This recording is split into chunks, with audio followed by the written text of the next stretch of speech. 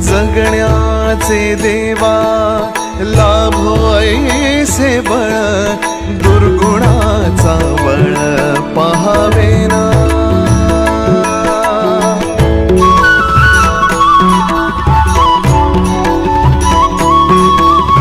तुझ्या दारी दावी पांडुरंगी तळ, उन्मादाचा मळ झाकवेना। विठ्ठलाची आस वाढावी सरळ, विषाचे गरळ टाकवेना।